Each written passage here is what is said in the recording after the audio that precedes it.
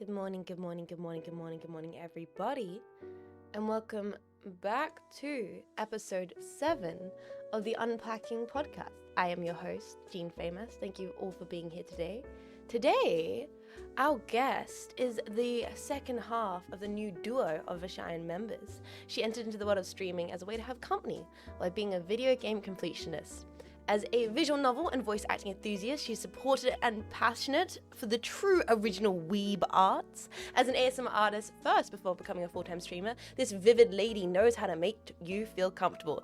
Unless you mention something about attractive robots or stocking-scented perfumes, what do you mean you didn't expect this sassy streamer to snap back when she's always proudly stating that she'll do whatever the fuck she wants, whether it's comfy indie puzzlers, attempting 100% runs of iconic game series from her childhoods. We all know she puts the rad in radioactive. It's the incredible Vividly Vivi! Vivi, thank you so much for being on the pod today. Welcome. Thank you for having me. It is an absolute joy to have you up bright and early. I'm sure your community what is Vivi doing up at this hour? But then again, maybe they regularly ask that question. What is Vivi doing up this hour? Yeah, I think. I can go live at this time sometimes, but it's pretty rare. I like to sleep in the mornings. I like to do what I want. I do. I genuinely do respect that. I think you hold true the ethos of fuck it, we ball. Yep, absolutely. We are gonna jump right into it. It is the podcast where I ask you the questions and you try and answer them on the spot. But okay. I have always started off these questions with what was the thing that inspired you to become a VTuber? But I kind of want to take a different approach today because you kind of got into VTubing through a different other avenues, because you've kind of always just been an internet person. You've always just been online, part of weeb culture. So the question I want to ask is, what the hell was the first ever VV introduction to anime? I'm talking baby VV. Do you remember Vivi? Yeah. Do you remember what made you as a kid be wow, anime women? I remember the exact moment. Yeah, you do? Okay, Okay, actually. okay. Yup. Yeah. So I think I can actually, let me just look up the air date real quick. No way. Okay, incredible. Okay, so it would have been at some point in 1998, so I would have been 5, or it could have been early 1999, so 6 at the latest.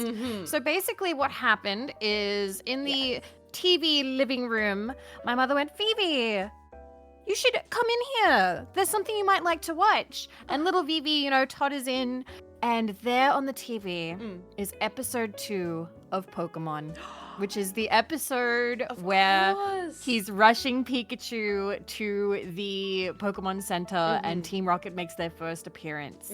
And Pokemania was huge when I was a kid, and I was in on the ground floor. That was the very first sort of weeb material that I got into. Some people would argue that that's too mainstream and that watching Pokemon doesn't make you a weeb.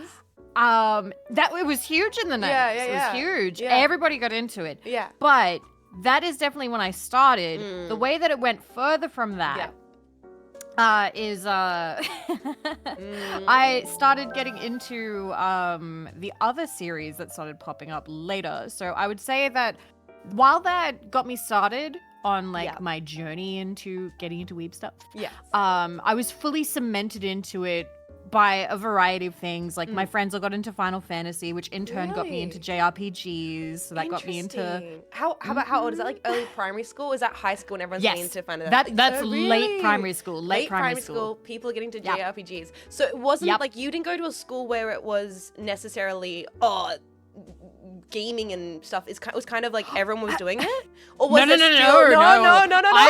I was in the loser group. Okay, all right. No, I needed to be sure. All right, yeah. Yep. No, gaming was absolutely still something that people made fun of you for. If you didn't go out and do sports on the weekend or go out on the weekend, people were like, "Oh my god, you're just gonna go home and play video games? Oh my god, you don't even go outside." Yeah. I mean, it's country Australia vibes as well.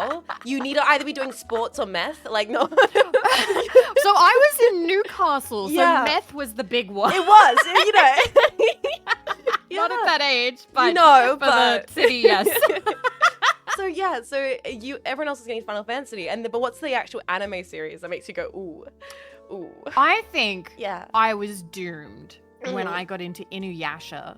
Which I think the DVDs started coming out. My friend, who is also a VTuber now, and we met again as VTubers. That is so brilliant.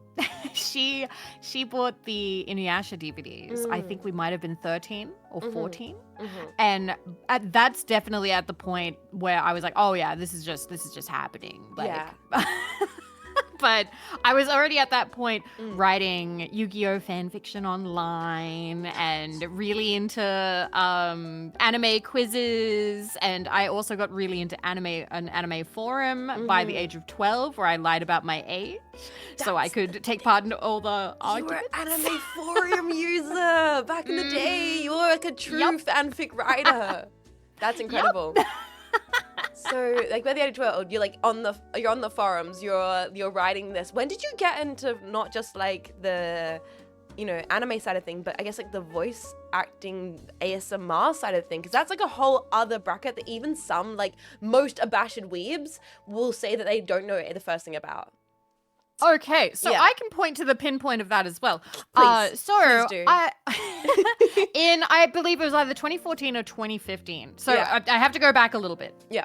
End of high school, I had really bad anxiety, and that's when I found not ASMR. It wasn't called ASMR back then. They didn't have the term yet. It's only started being called ASMR, I think, in 2012 or around 2011, something. And by the way, that term totally pulled out of somebody's butt. Like, nobody, it's not actually a scientific term. Yes, they just came up with it. Autonomous sensory meridian response. They just came up with it because they thought it sounded legit, and what do you know? If it sounds legit, people will run with it. Really? It's stuck. Wow. 100%. So before that, it was called, it was the Whisper community. They were called Whisper videos. Yes, Whisper or soft-spoken or guided relaxation. There was nothing sensory. Nobody said anything about sensory. Nobody said anything about And yeah, that was back in 2010 when I was in my graduating year, and I had bad anxiety and I couldn't sleep. So I found, and back then there were like no videos over 10 minutes long. I think back then you had to do something special to be able to upload videos over 10 minutes. That's right. That was like early YouTube. You didn't do 10 minutes, and then it changed to like 10 minutes, and you could get like monetization. Yep, exactly. So things would be 10 minutes, and if it wanted to be longer, there'd be part 1, part 2, part 3, part whatever, and they'd split it Classic up. watching anime back on YouTube in 10 parts. Exactly. Yeah. So that's when I got into ASMR. In 2014 or 2015, I was on Tumblr, and a screenshot of an anime called Watamote, or otherwise known as It's You Guys' Fault I'm Not Popular, started making the rounds. And it's a screenshot of her laying in her bed going, wow, this abusive yandere guy CD is even better than I thought it would be. And little Vivi, I say little, but I was 22, was like, yandere, what now? Yeah. Huh?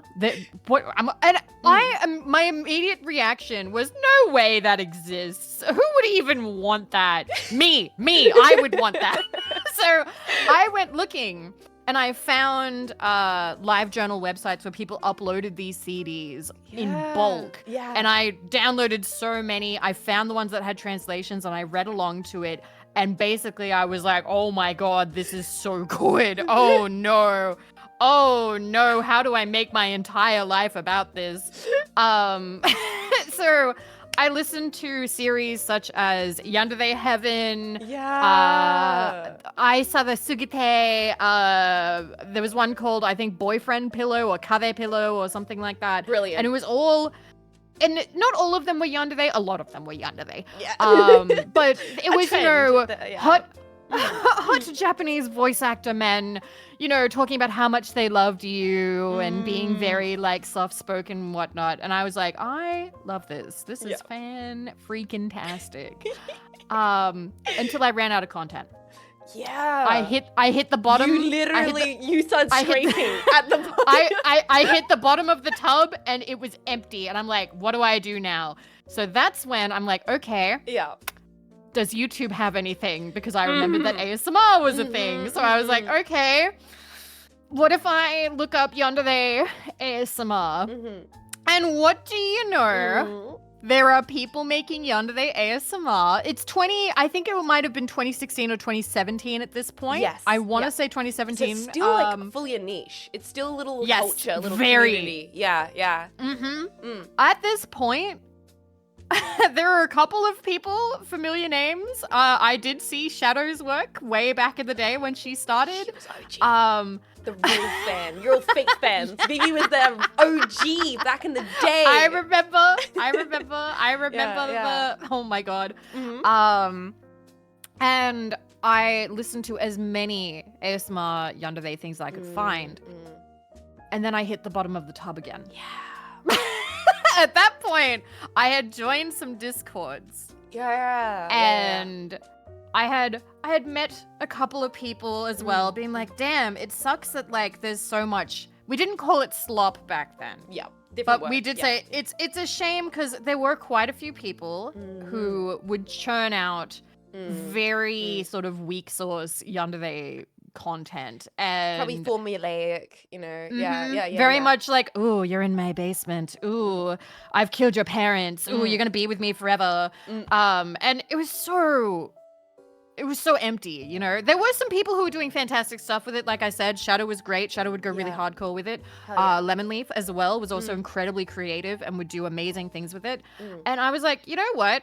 I said this to like my gal pals at the time. I was like, we should get into the business for ourselves, you know. These guys aren't doing it right. We should do it. Yes. And so the four of us started together, and one of the friends immediately dropped off the face of the planet. She's shown up again later. She's very lovely, but she just didn't go with the ASMR stuff. And the other two just stopped to go to college, and so it was just me left. Just Vivi at the bottom of the bucket scraping. And I worked on videos. It ended up being incredibly time intensive and I was gonna start asking. intensive. Yeah, emotionally. So like you're making these scripts. How long would they be? How long would the process be for you to make these early like ASMR videos? Okay, so I will admit, when I first started, I made maybe 10-minute. I aimed for like 10-minute videos. Yeah. A 10-minute video still would take me multiple days to write. Yeah.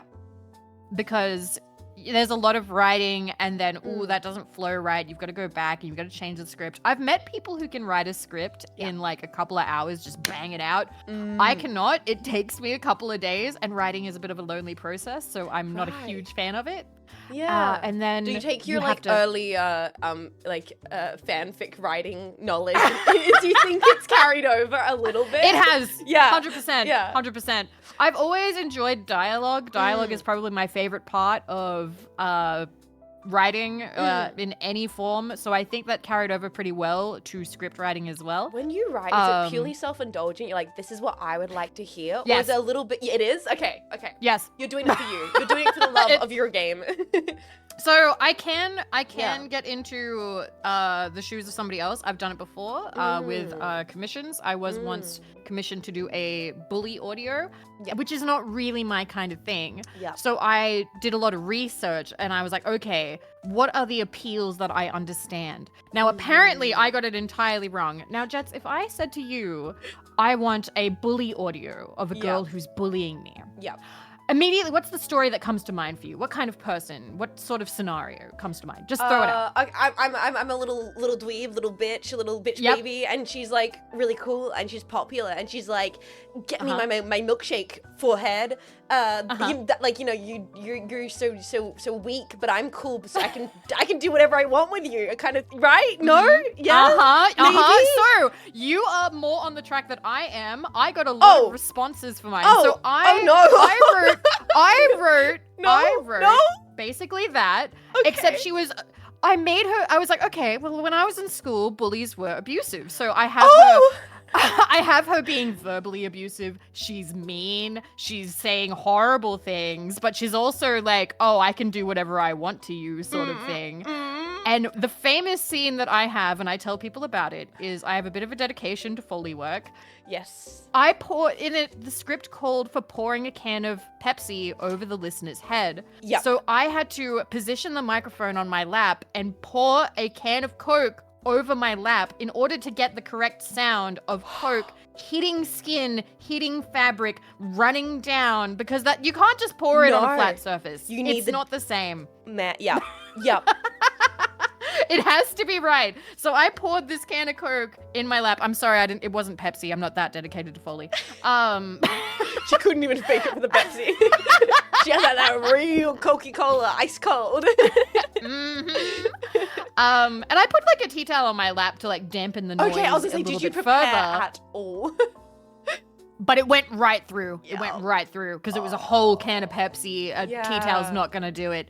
Yeah. Anyway, so I let this audio out into the world, and I get a lot of responses going, "Oh, she's really abusive." I was more thinking like, "Oh, it's not like I like you, idiot, but I guess we can spend time." They wanted tsundere, like, I guess you're kind of dumb or whatever. They didn't want. Mm-hmm. And then they were thinking like, "Oh, I only bully you because I like you, but I'll be nicer to you from now on." But instead, I made her I made her a bully.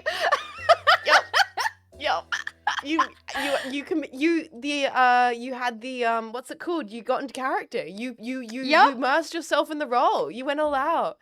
So when I write for something that is not necessarily for me, yes. You maybe can tell because maybe I go a slightly different way. Yes. Whereas it's which is fun. What you love and what you know, you can go like, oh, I know this, my bread and butter. I've listened to every audio tape. I know what I like and what I don't like. Exactly. That's interesting. So the process of writing can take a few like days, if not weeks for you, and then recording, because you do put the effort into the Foley. Is it like that's also a multi-day kind of thing? No.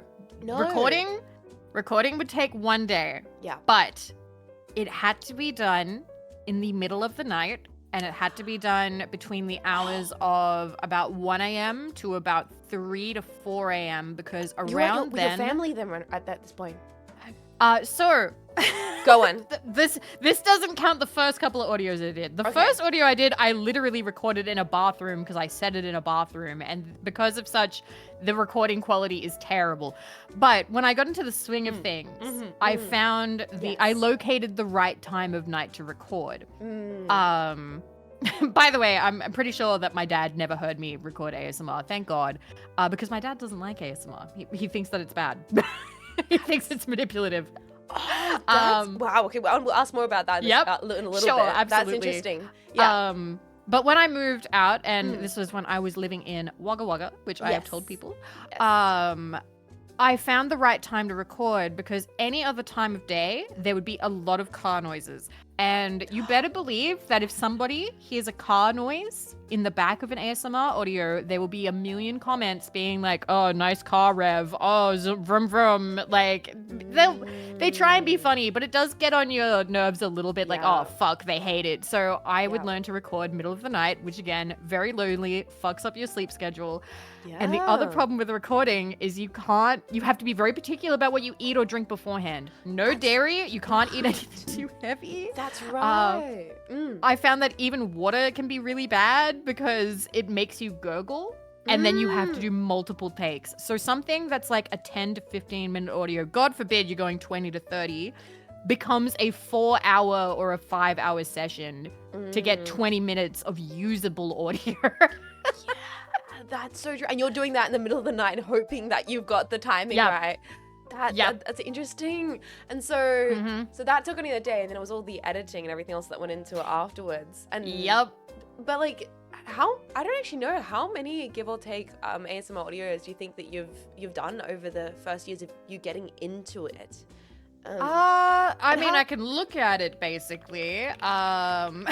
Checking my little... Also, I was also wondering at what point, so because you were already in the communities and like the Discords, were they kind of things where when you started posting them, were you nervous? Were you just doing it for fun? Did you get immediate feedback and immediate community building, or did it take a little while for it to snowball?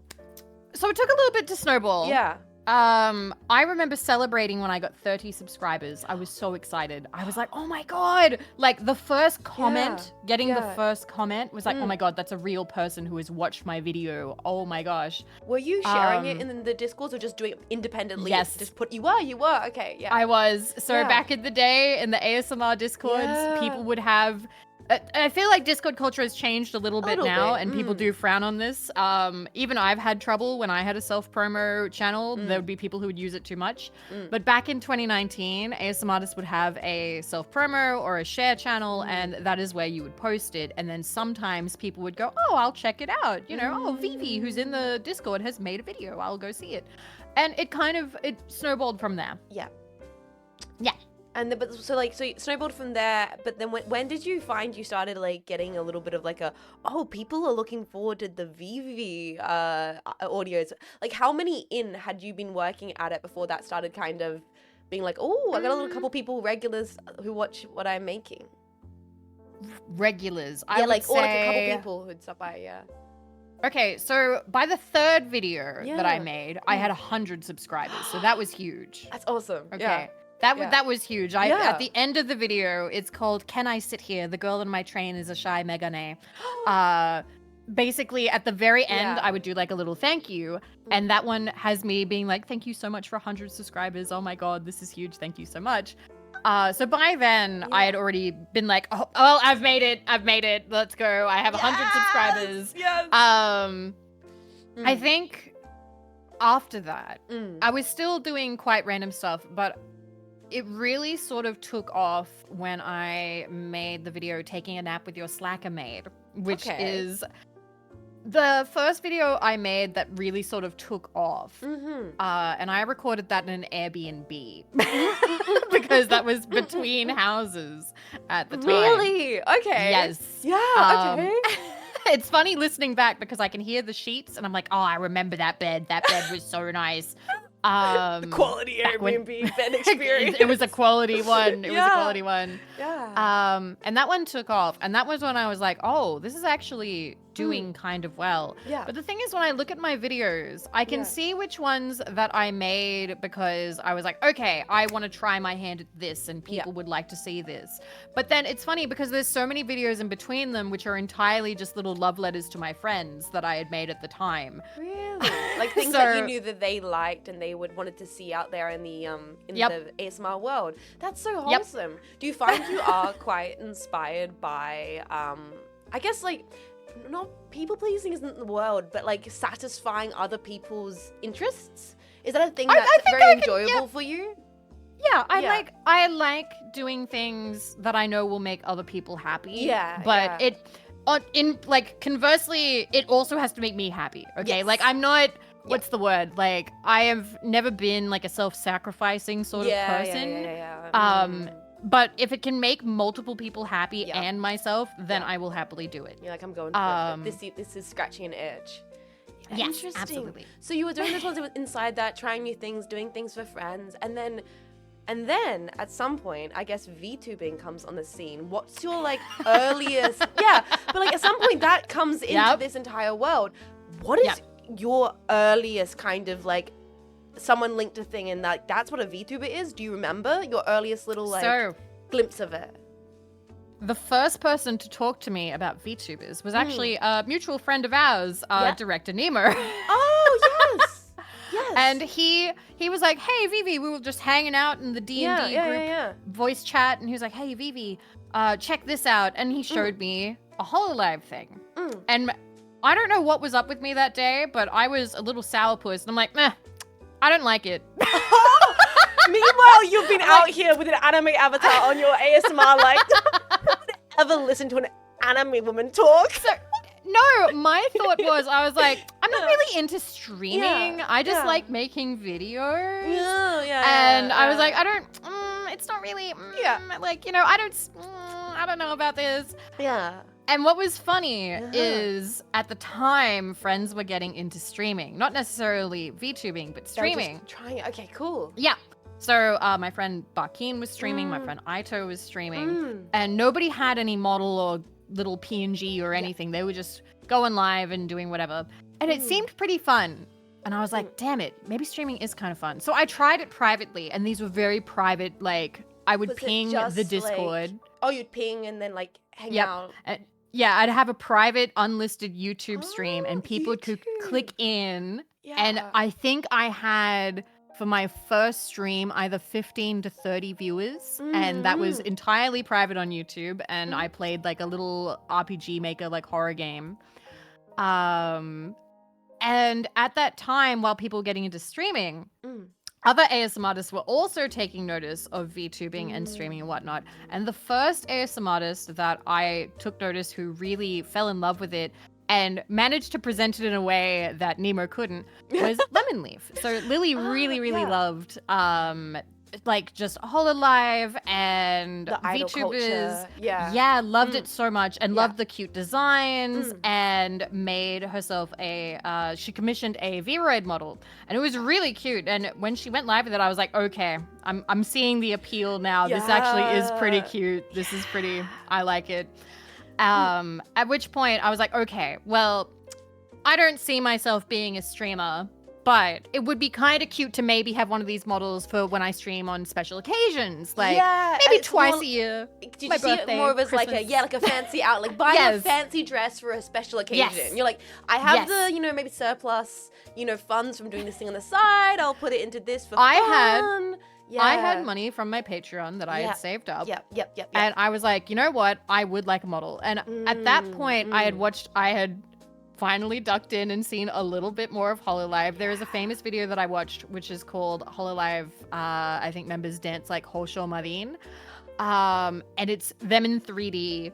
And it's them gyrating a little bit, wiggling their butts. And I made eye contact with Roboco's butt and was like, oh, actually, I do want to be a part of this. This is fantastic. Okay. What do I do? And I still don't have a 3D model, so I do need to work on that. One day. Yeah. One day. Yeah. And when that happens, I'm making that video happen. We are having Vivi dances like Hosho. Yes, get the Vishayon dances like Hosho Marine. Yes, 100%. Oh, fuck yeah. Amazing. Yes. So I do want to go back and ask one more question before you get into saying that. So were you actually like in Discord ever streaming video games with friends? Like, was that like a natural thing that you were doing before you even? No. Nope. Your first thing was like a little YouTube stream. That's cool. That's really cool. So then from that, you saw Hololive and you were like, I like this. I like this. So what I was going to say was... early days, yeah. It's the early days. It was 2020. Right.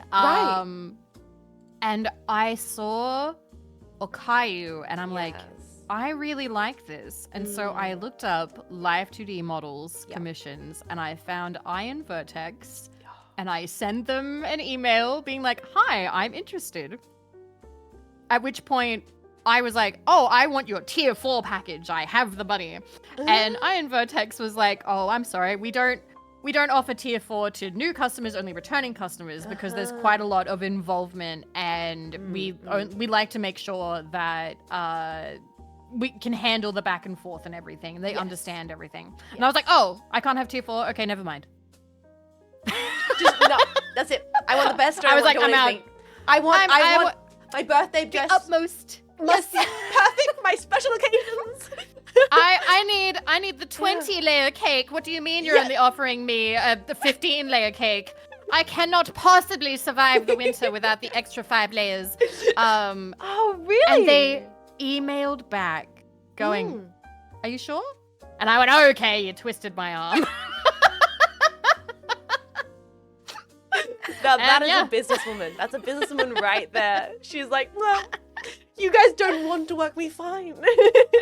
Did you instant fold? When you did your application, did you at that time mention that you had like a history in like ASMR, or did you just kind of say, I like this and I want this? Like, did you pitch yourself? I just said I like this and I want this. I don't think I had to pitch myself at all. So this was July or August 2020. So this is right before it kind of Live EN happened. Yeah. And as such, there weren't a lot of people going for Ivy. Yeah. But as soon as that happened, all eyes turned, and I think Nyanas had gone for them at the exact kind of same time, and she had a Yeah. half body model from them. Right. And back in the day, people in chat have no idea what you just said. Yes, chat. Half back in body. the day, half body was the standard. No legs. Your streamers did No not legs. have legs. It didn't need them. No. Nobody would see them. No. It was So waist you up did for a half. while. Yeah. Nowadays, Yep. no one would ever do that. It's just not part of the standard. Everybody wants legs. They want the Everybody whole wants the thing. Damn thighs. Those damn thigh joys. So yeah, you went for IV first, but how did you end up working with Etamama? Is it your model art? Etamama. Yeah. So they gave me a list of people I could work with. Oh, so that's how it went. So Ivy was like, here's who we like. All right, walk me through it. Walk me through it. So they had like a list of people to work with. They had in-house artists. They had artists that were predominantly who worked more with the Bilibili market because before the EN boom, most of their customers were from Bilibili. So that's why like they had a lot of connections with artists from China and artists from Japan. And I looked at the like portfolios, and there were a couple of artists that I considered. But Etta was the one that I was like, I actually really like this style. This is very shiny, very cute. Yeah. And so I was like, this one, point. And I had like a design because I was gonna ask because you do like sketching. You like do sketching and working in art. Yes. Is Vivi like a old OC, or does she really manifest from VTubing? She manifested from ASMR because she did. Okay. in the early days, somebody approached being like, hey, do you have like an ASMR OC? And I was like, oh, give me a sec. So it took 15 minutes. I could send it to you if you'd like. I would love to share it on stream. Yes, please. Yeah. It took 15 minutes to draw. Yep. Let me find her. I've shown her a lot That of makes times. sense because when you are doing stuff like that, like a faceless audio, people probably want a thing to put to the face. Well, they were commissioning art of like a bunch of ASMR artists at the time. Oh, so I cute. quickly made this Vivi. Yes. Save it and show on stream. And you can see the elements that have carried over. And I can tell you this now. I know why I chose every design element that I chose. Would you indulge me in giving us the breakdown of this, please, Vivi? Absolutely. Give us all the elements. Yep. So, first thing, top to bottom, okay? Yep. Purple hair. At the Yes. time, it was an in-joke in the server I was in. An ASMR artist called Fearless Lynn. That was the server we all hang out in. And that's where I met my D&D group of friends who are now known as Just Friends. Just friends. Shout out. we hung out there. And there was a bit of a meme because to use the music bot, you had to request a DJ role. And the DJ role made your name purple. So if you had the DJ role, a lot of people would just request it so they could be purple, and we would call ourselves Perp Gang. Yeah. So I was like, oh, well, she has to be purple because we're all Perp Gang. Yo. So that's why she's so purple. Sweet. Yes. I feel so oh my gosh. She has blue eyes, which is new. That is not the colors that we've gone with now because I have blue eyes IRL and I'm not piloting the movie. So that did not stay. That didn't keep. You can see the headphones. Yeah, the headphones are there. That's so brilliant. Where did that come from? So the headphones were mostly because I was using headphones, but at the time I didn't actually have over-the-ear headphones. I had earbuds. So I'm surprised that I did over-the-ear headphones and around her neck. But it's the smiley faces. The smiley faces I have actually been drawing since I was a young teenager because I was inspired by Cowboy Bebop. Do you remember Ed, I want to say? Yes. So Ed is I don't know if darn, I don't actually have an example of it. I was going to show you my old art, but I don't have it. That's okay. Ed had like a little smiley face that would pop up on the screen, sort of like a transition thing. And it was this big smiley face with a big, huge grin and closed eyes. And I fixated on that and really liked the design. So I like to doodle that onto all of my characters. So when I was a teenager, I had like a witch that had it on her hat. I had somebody else who had it on their shirt. I love that.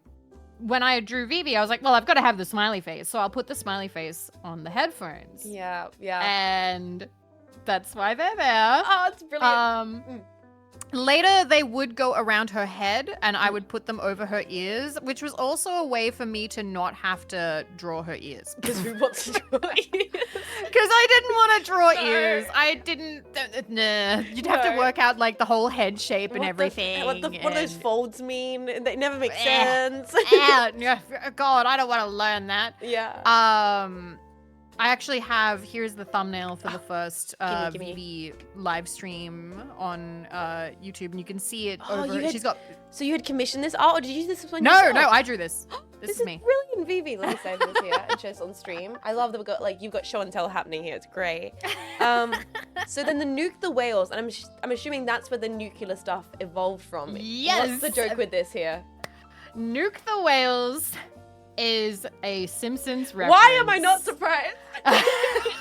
From Lisa's Date with Density, which is the episode where Lisa dates Nelson Muntz, and she goes to Nelson's house, and he has a poster that says Nuke the Whales. Fun fact, that's a real poster. It was a satirical poster, I believe. Yeah. I don't think anyone's ever been genuine about nuking the whales. And she goes, nuke the whales? You don't really believe that, do you? And he goes, gotta nuke something. And I love wearing badges at work back when I worked at the bookstore. Yes. So I was like, oh, well, I'm gonna have like a Simpsons reference badge naturally, because I did have some fabric Simpsons badges I would wear at the bookstore. Yes. So I plopped the badge on Vivi's not so ample chest back then. And people thought that I was being serious, and I got a lot of messages being like, why do you hate whales?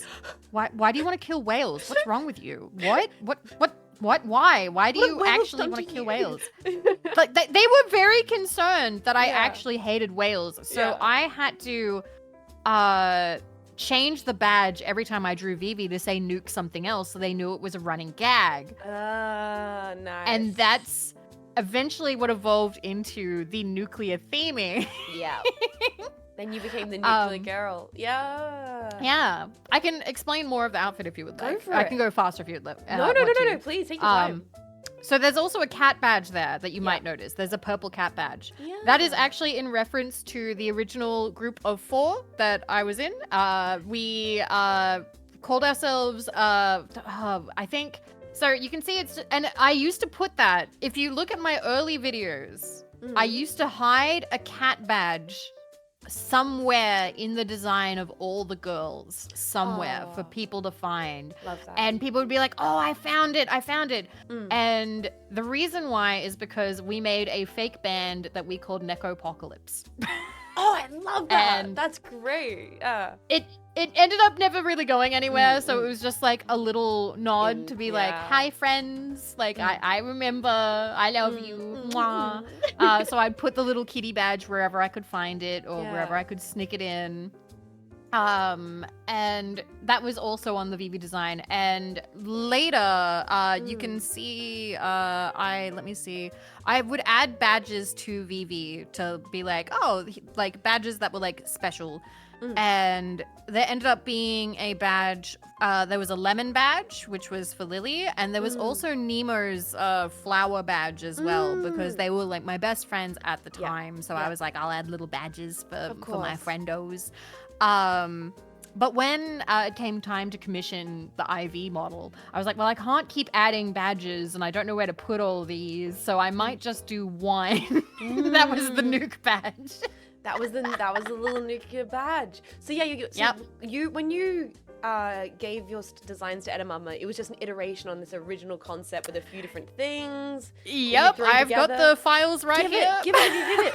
Hand them over, Vivi. Also, real quick, I can explain the rest of the outfit. The jacket is an 80s jacket because I like 80s jackets. I think that 80s jackets are really cool. I had a windbreaker at the time that I loved. Classic. The jeans are just jeans because I wear jeans, but there's a red patch on it to indicate that I am poor. That was the original implication, that I was poor. Yep. That's why they looked a little bit shabby. A little shabby. Just a little shabby. A little rough around the edges. Yeah, just a little bit. And then finally, the purple shoes were meant to be Heelys. Big chonky. I love big chonky shoes. They are my Yes. favorites. Yes. Okay. Here's the other four. one. Brilliant. Here of are the the VB four. concepts. Because this is really interesting because early back in the day when VTubing was first started, when we were like, sending through designs to artists and everything, there was no formula. You weren't like doing the whole, nowadays you can commission an artist for a reference sheet or a design sheet and you have mood boards. Yeah. There was a lot of throwing things together and seeing what you liked. So this is very interesting insight.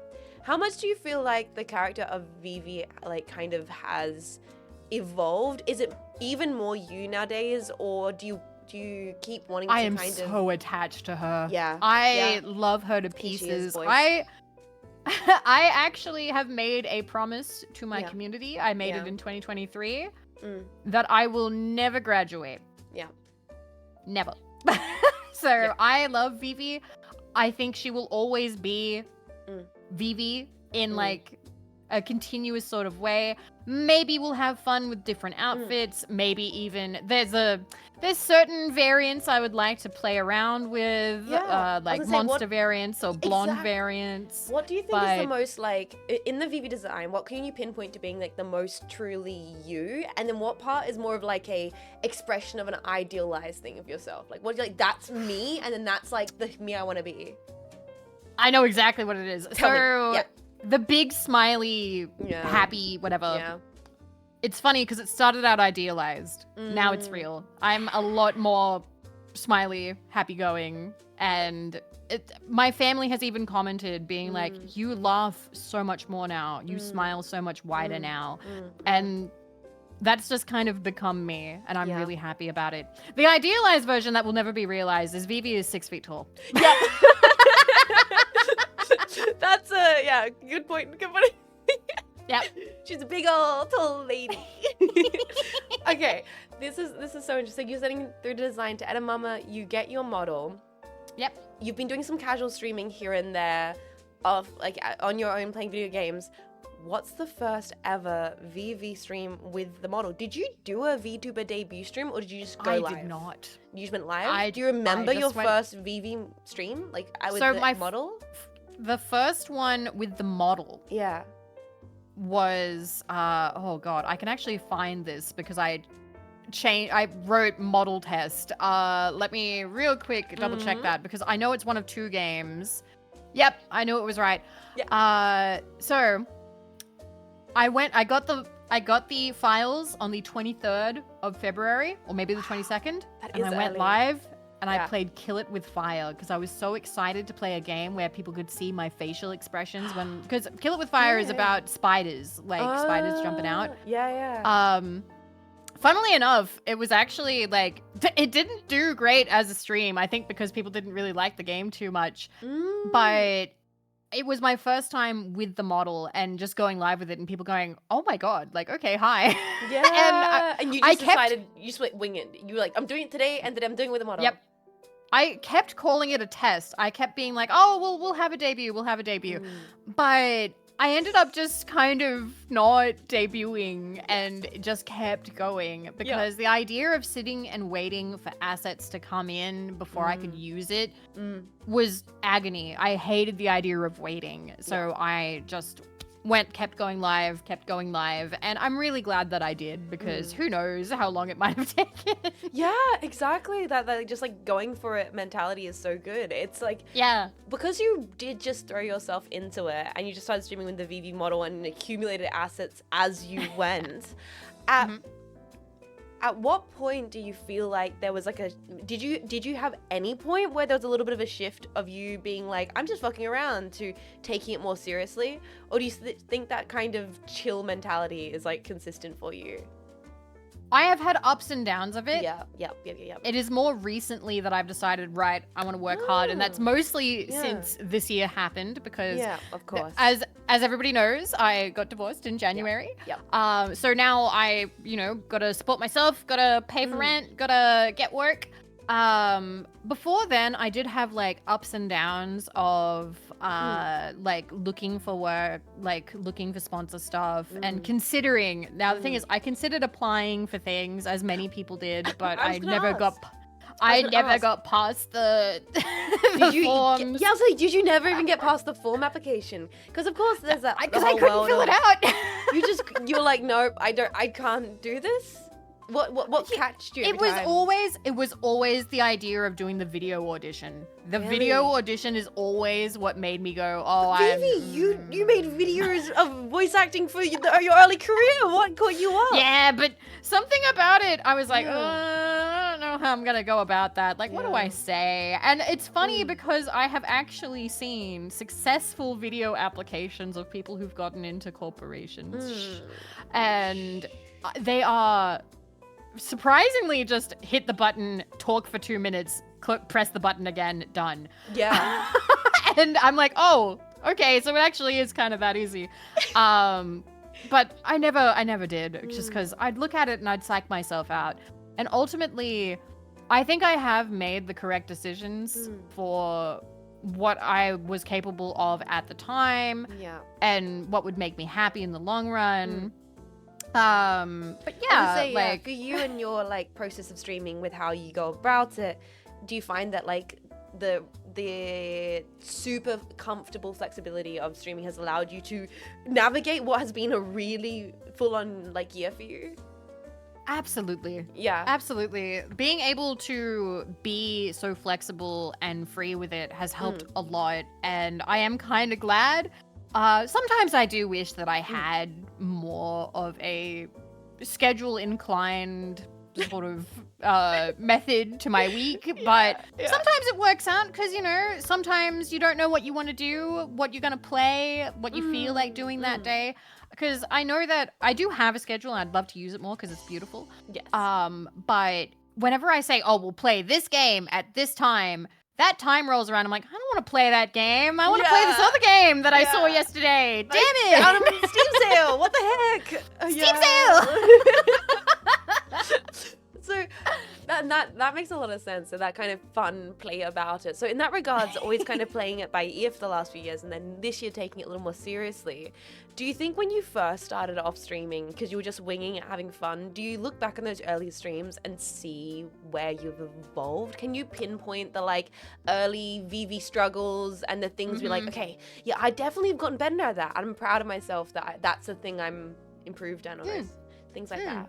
I looked at some clips recently because I have two lovely people who run my VOD channel for me. Shout out to Rexus and Robin. They do not get paid. Shout out to them. Shout out to Rexus and Robin. Wow. Yeah. And they've said in the past, like, oh, if you have old VODs, please send them to us so we can upload them. And I found my Soma playthroughs, which I believe was from 2021 or 2022. I can't remember which year. But it's the original VV model and rig. And I looked back and I watched that, and it's funny seeing these clips because I'm talking much kind of softer and kind of awkwardly and sort of, there's like an awkward little joke here and there that I'll make that I think like I look at and I go, oh, you're making that because you think that's what like a VTuber would say in this situation. Like you're trying to, you're trying a little bit. Yeah, I was gonna say, were you like, did you find yourself early on watching other VTubers and streamers and getting inspiration, being like, this is okay, that I really like this person doing this thing. Maybe I should try that more. Mostly like the little sound redeems that people would do, but the thing is, they weren't sound redeems that were pre-recorded. They would be redeems that people would redeem, and you'd have to then make a noise. So I had ages. I had two. There was which was 700 points, and eventually I did have to stop doing that because like people would like over redeem it, or just because like my voice would hurt, and this one I totally forgot about. There was boing. I'd go boing, and I would do like a bounce, which was so shameless. Incredible. Yeah, that's beautiful. Yeah. And then for 10,000 channel points, there was other practice redeem, which was me doing a terrible other. Everybody at one point had Everybody had an other at one point. Because that's what they did back in the day. It's so interesting to think that was like, I think I had one. I think I did, and I was like way too expensive, and I was mortified that someone would redeem it one day. Yeah. Ah, it is so OG. Like, so you're doing things like that, and you're noticing like, oh my gosh, you're trying a little bit here and there. And so nowadays, do you find you've got your comfort of like, I can really make some VV jokes. I can make things. Yes. When did that shift? You was it natural? It was Have natural. You like consciously been I'm like, I'm trying gonna to just go for it more recently? So I'm just gonna go for it. Yeah. There's been 2 moments I can point to. Yep. One of them, I don't actually remember the exact date, but I remember the catalyst. I can't remember why, but I was mildly burned out, sad, kind of bummed out, and I wasn't enjoying streaming. Like, something about it had made me be like, wow, I'm not having fun. And so I was laying in bed, sort of doom scrolling, hadn't showered in a while, hadn't eaten in a while. And basically I was like, okay, what's happening on Twitch? And it was surprising that I opened it at all because the idea of streaming was bumming me out so much. And then I saw in one of my followed categories that there were 8 viewers in the Croc category. Croc is the 3D platformer on PlayStation 1. And I'm like, okay, I could go for a Croc stream. Croc's cute. So I click on it. And I was saved that day and my love of streaming, not by a VTuber, but by what people would call a flesh tuber, or, you know, just a regular streamer, a regular dude, a lovely Finnish man named Bonefoot with his lovely cat, Freddy, playing Croc, just streaming, having fun, not worrying about being hilarious, but while at the same time being effortlessly just, you know, a chill, funny dude occasionally. And I was like, I like this. This. He's just having fun. He doesn't care. Because, like, at the time, I think what had bummed me out is people were being like, oh my God, numbers. Oh, you fell off. Oh my God. Like, you've got to worry about this and that. And that had been getting to me. And I was like, I can't focus on this. This is actually, like, too depressing. So seeing Bonefoot stream to 8 people having the best time, and with his lovely cat and his lovely room and just having a great time, I was like, this is what I need to be doing. I need to just be having fun. I need to stop giving so much of a shit just because other people think that you need to give that much of a shit, because it's not working. Like, doing that is having the opposite effect. It wasn't being motivating, it was being demotivating. And as such, when people talk about Oshis, I don't always bring him up because a lot of the time when people say Oshi, they mean VTuber Oshi. Yes. But Bonefoot is 100% my ideal, my goals, because he is so fun and chill, and he has a bunch of great, like, things that he does, like camera work and whatnot.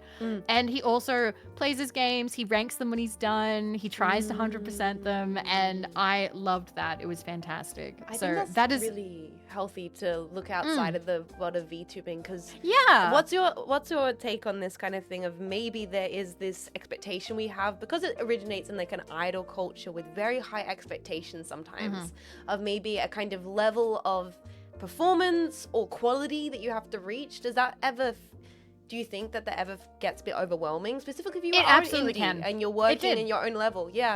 Yeah, and there are people who will have expectations as well, because they'll look at you and they'll compare you to other people. They'll compare you to other indies who have much more of their shit together, or they'll compare you to a corporate level and be like, well, why aren't you on that level? And that can absolutely, like, kind of be like, oh, fuck, I'm not competing. And the same thing happened in the ASMR sphere, by the way, because there would be people who are like, oh, how come you don't upload every week? How come? Oh, thank you for gifting a sub to Bonefoot. I would love if Bonefoot watched you. I think he'd have a fantastic time. Thank you. He is Finnish, by the way, so he does stream at Finnish times. Okay, there you go. So there you go, Jetpack. Go support Bonefoot.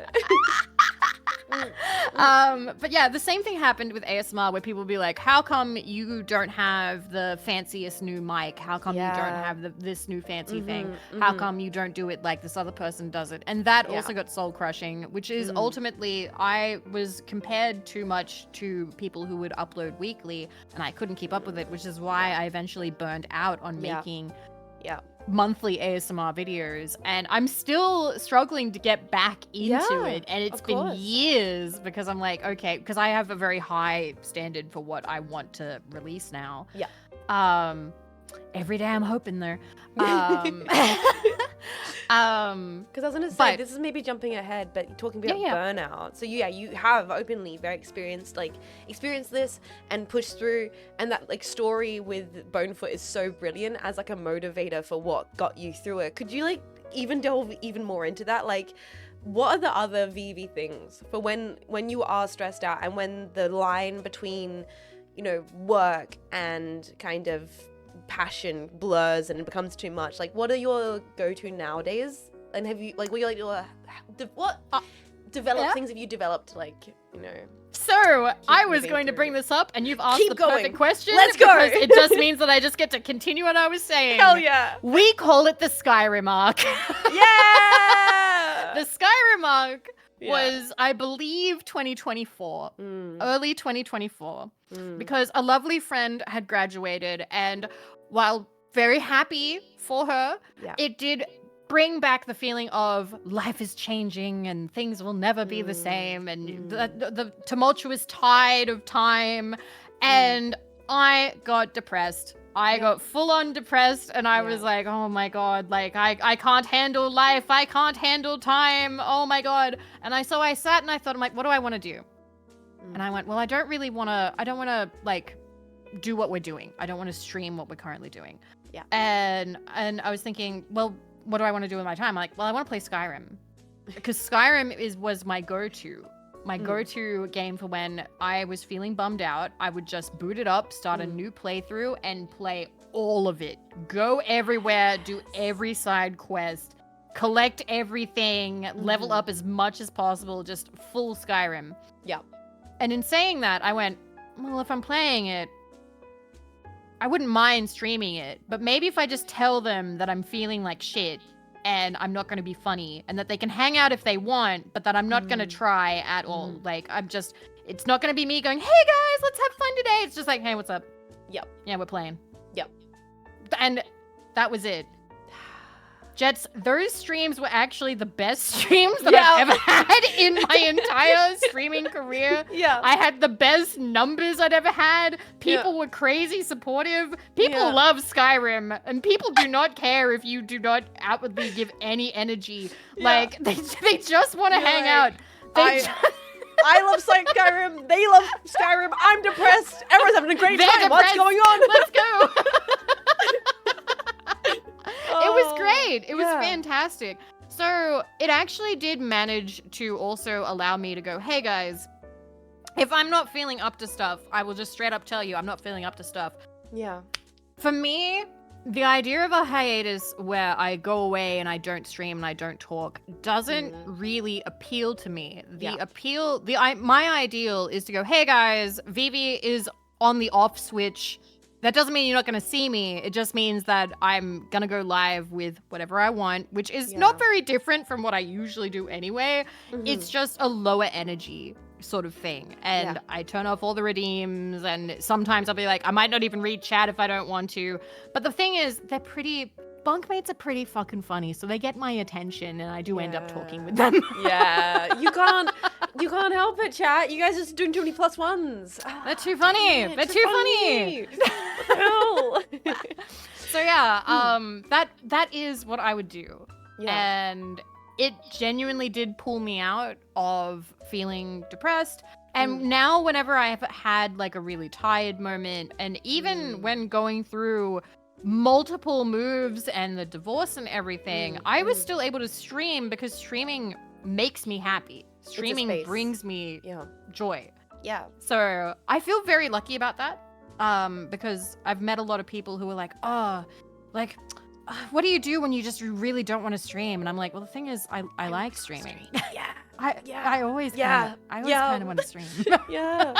I mean, so we were talking about how, like, yes, the VTubing creates those like new insecurities, but do you think because of this, like in those moments of you like being like, I don't have any energy, but I want to stream, has that really kind of channeled a self-confidence? Because people still do want to hang out with you, even when you're in those moments where you're like, I'm the worst, But people are still care and people still want to be here. It honestly, this really is just a moment to say I genuinely do love the bunkmates and the community that I have managed to pull or build around me. Like I feel very lucky every day because everyone is so funny and kind and also just they bring their own personal touch to every stream. And it's I don't know, every day that I get to spend streaming and learning new things and laughing about new things is honestly it's fucking amazing. Like I can't believe this is what I get to do. And that's why, like, I feel like I am happier as a person. I smile more as a person because the world is filled with good things and good people, and they've shown me that, definitely. And, like, through streaming and interacting, you've kind of learned that about yourself and others, and that's like, so brilliant. Do you feel like that's one of the most creatively fulfilling things for you, is the community side of it? Or do you find the whole package is really appealing? Like, where do you find you latch onto the crafting of it, the art, the community, all of it? For me, it's probably the community. Because like streaming would not be as fun if they weren't there. Because like if that was the case, I'd probably, I don't know what I would do. I think it would, because it would be easier to just make a video and then turn off the comments and throw it out into the world if I didn't want any of that interaction. But the thing is, I do like the interaction. I like spending time with people. I enjoy the back and forth and just the experience. It's nice. With the interaction and with the VV and with who you are, because you've been doing this for so many years, not even just as a VTuber, but like in ASMR, do you feel like you've evolved and become VV more over time? Like, do you feel like there's this kind of, you know, tie of your personality on off stream with like everything you've learned through streaming?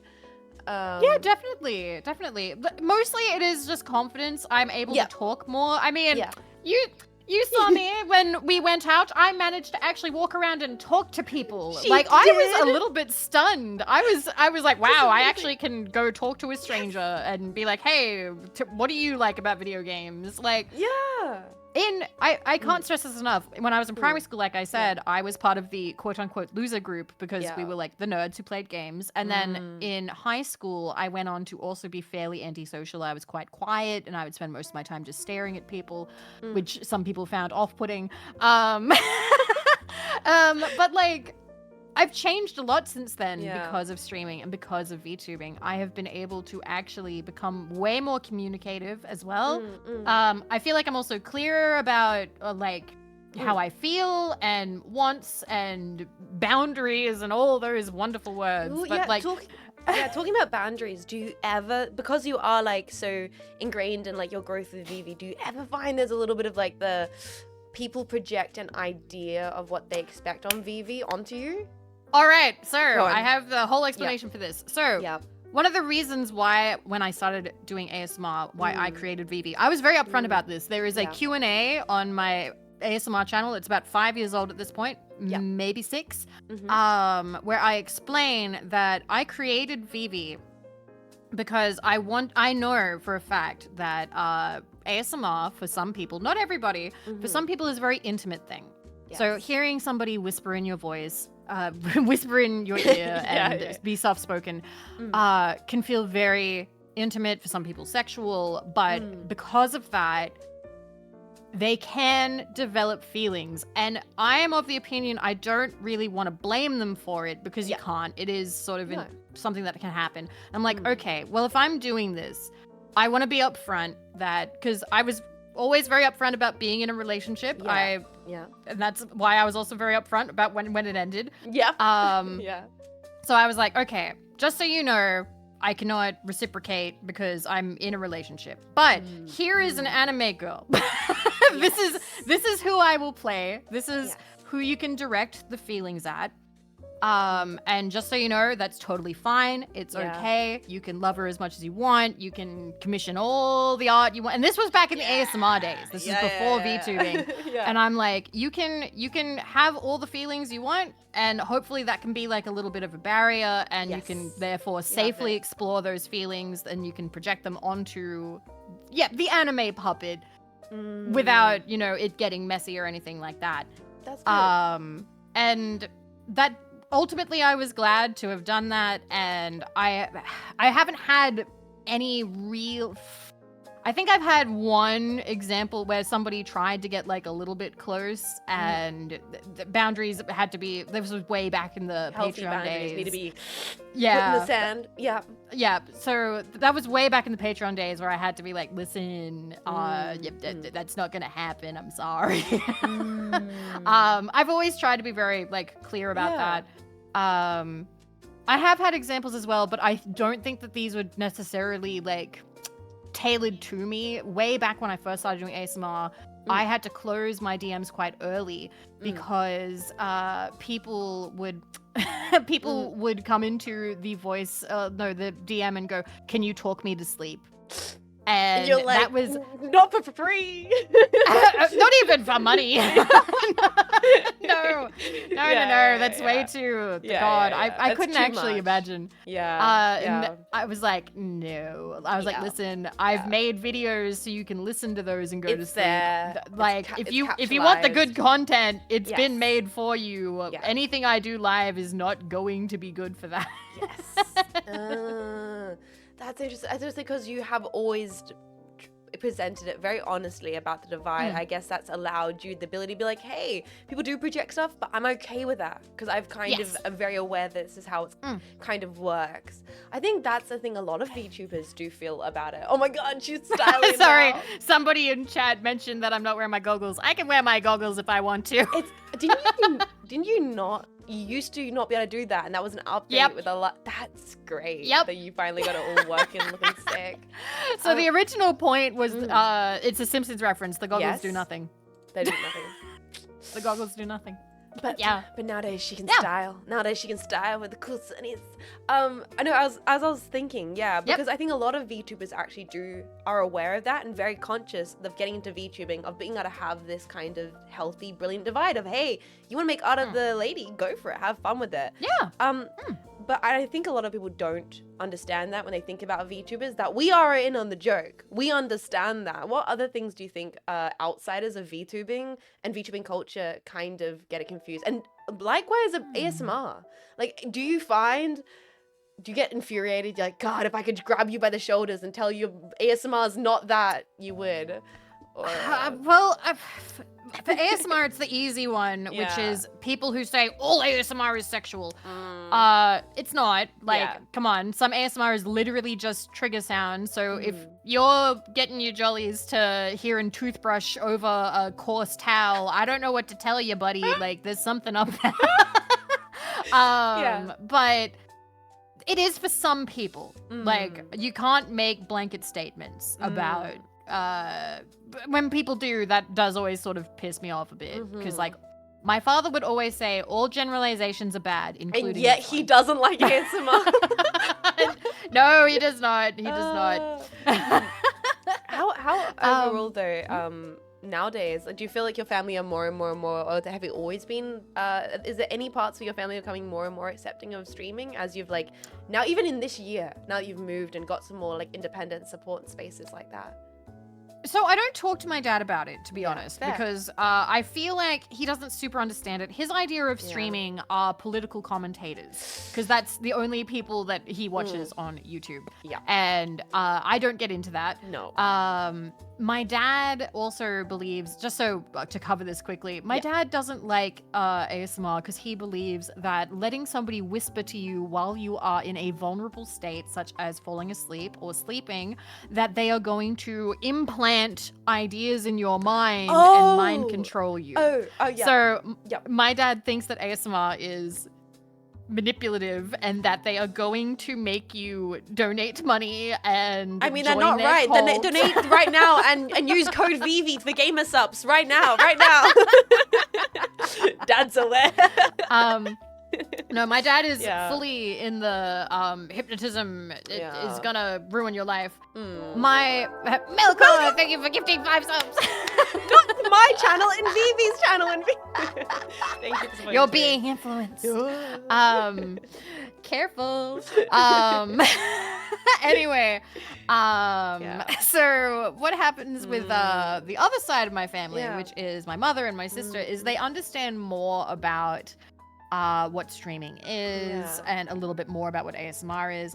My mom at first thought that it was phone sex and was fully supportive of me. Good for her. Good for you. She was like, "Oh, that's interesting. I'm happy for you as long as you're being safe." I'm like, "Mom, I'm not having phone sex. That's not what's happening here." Yeah. My sister actually watches my streams.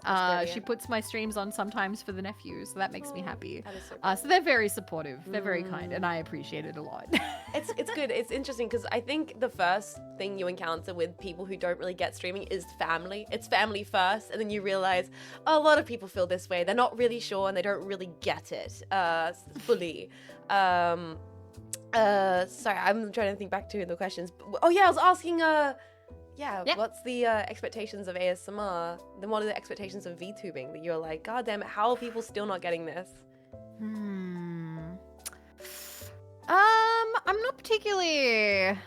I can't think of anything off the top of my head, really. I mean, like you've seen a large evolution of the VTuber world. You've been in it for so long, and obviously you've known a lot of people who have moved through corporate spaces to larger audiences and stuff like that. So you've seen a lot of people respond to things. And also I feel like you have a lot of friends in a lot of niches in regards of VTubing, and it's like people can be very intense. They can be very judgmental and very quick to kind of respond to seeing anime women, and it's not. Oh yeah, like there are people who, I think one of the ones that you're probably aware of is people not in the VTuber space. Yeah. Will look at VTubers and go, "Oh, this is a sex thing." Yeah. Like they will immediately, because you were playing the anime woman, they'll be like, "Oh, okay." So they take you less seriously because of it as well, as like a streamer or a content creator. Yeah. And that's only something I've really sort of run into like recently, where they go, "Oh, boobs, okay," and that's all they really notice. And because of that, it can be a little bit disheartening because it means that you have to fight through that if you want to get like certain opportunities and whatnot, and also to just not like, because I'll admit I like the attention sometimes, like the getting lewd art and whatnot occasionally. Exactly. That's the thing, you are openly a very like pro lewd individual, so you definitely are like there's probably an emphasis for you to be like, no, you can be lewd, and this is are you unequivocally a lewd is art kind of individual? You're like, it is like DJ stuff is art. Sorry, just like full stop. Yeah, 100%. So, often you tend to be finding you're very openly passionate about defending that. I think I respect that a lot about you, is you don't hold back in having VV moments on stream where you're like, no, you're going to sit down here and I'm going to explain to you why anime titties are absolute artistry. Exactly. And I'm going to explain why. Like, there was a thing a while ago where, and I think that it's sort of a it's an extension of people who look at anime and say the current term that they're using is they go, "Oh, Guna," and they say this about anything anime, and it's so incredibly annoying. Yes, gooning used to mean something. That is one of my famous lines now. People tell me that they find me from that line. Amazing. So it's an extension of that where people look at VTubers and also go, "Oh, this is a Guna thing. It's not serious. It's," and they sort of diminutize like the VTubing streaming in general because they're like, "Nah, it's just anime. It's stupid. Blah blah blah," and that is kind of a huge bummer. I've gotten into a couple of just sort of discussions where I see, like I saw, for instance, people making fun of a visual novel, going, "Who is enjoying this?" or whatever. And it was, I forget the title. I really wish I remembered the title. But it was about like extreme fetishes, such as like she was made of rubber at one point and had like huge nostrils and things happened. It's the whole thing. Yeah. Whole thing. Actually, wait, do I have it? Nyotai Kyodan. Nyotai Kyodan Haze Otome, which out of context is hilarious, but there were people responding to it being like, anybody who's into this needs to die or needs to, like, they're just extreme anger. That's a whole different discussion though. I think that's more of an anti-sex thing that's going on. But basically, like, I don't know, a lot of people will look at anime and have like a really volatile reaction, and that is true when it happens to like VTubing as well. Do you enjoy having do you think you enjoy having a platform as like a VTuber, of being able to kind of challenge some of his expectations? Do you find it fun to... It's a little bit. It's not something I'm setting out to do, because I no. feel like that would require a bit of thought and work, and I'm just here going, let's play New Vegas for the fifth time, let's go. That's a great thought then. It's like, what, because when it comes to your streams, what is the kind of little VV ethos? What's the kind of energy that you find you're continuously aiming to put out into your streams and you want your chat to kind of leave with? Do whatever the fuck you want. You get the branding on freaking lock, VV.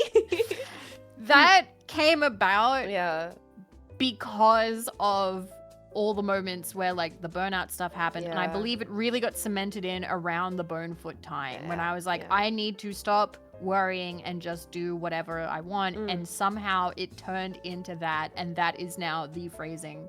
So that is 100% the ethos. That is 100% the mantra. That is the goal in life as well. And that's the key lesson you've learned through streaming. Like, it's actually, and it goes back a bit further, and I will tell the story. Please. Because when I was younger, I had a talk with my dad, and my dad and I have like our agreements and disagreements and our ups and downs. But ultimately, I respect a lot his attitude towards life, which is he wants a life where he is happy. He has always said that he wants to live to be happy. And that meant a lot to me when I was younger, and I carried that with me. And I think, because like a lot of people get lost, like, oh, I need to earn a lot of money, or I need to look really well in society, or I need a big house, or I need a big car, or I need this, or I need to do that, or power and wealth and love and all sorts of stuff. And yeah, those things, maybe they do bring you joy, but you got to think about what makes you happy in the day-to-day. Yes, and being happy is absolutely, I think, what can carry you through. And I had the conversation with my mother once when I was 18, and she had a big cry, being like, oh, I'm just so worried that you're going to turn out like your father and not have any direction in life. And I had and I looked at her and I went, he's happy. And I think that is the best thing to aim to be in life. His goal is to just be happy. And my goal in life is very much the same. I want to be happy. And I think being able to do whatever the fuck I want is an extension of that, because I do whatever it takes to be happy. I think that does show through. And the thing you said about the smile being like the idealization of you, and now how much you've been able to actually take that on as part of your you're like, no, that is me now, is incredible. Genuinely. It's super evident in that. I feel like I want to know a little bit more about like the behind the scenes setup, because you've moved around so much and you've adjusted everything. In regards to how your streaming's evolved and your space has evolved, what was your original streaming setup like versus what is the current VV Den? Can we have some visualizing? Because I feel like not only has it manifested in your like energy, but how has your actual space changed as well? So, the first streams that I did were back in Wagga Wagga. Yeah. And it was in a small 2-bedroom unit that cost about $220 a week. And it was made entirely, like, the walls were all brick, and it had really shitty, itchy carpet. The PC originally was not mine, it was my ex-partner's, and I just sort of commandeered it, and it turned into my PC. And it was pretty good.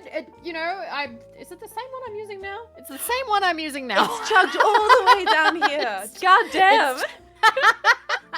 It's chugged all this way.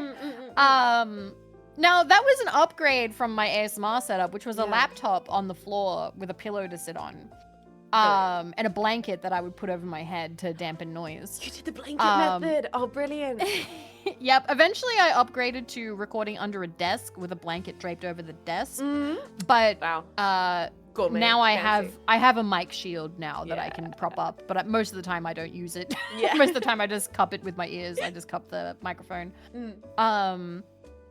But yeah, so it was pretty good. I think there was like a gamer chair or something. And Did you have I a ended little up office buying. space at that point? Or was it? Yes, was it it was. Yeah. Okay. Yeah. It was an office space. Yeah.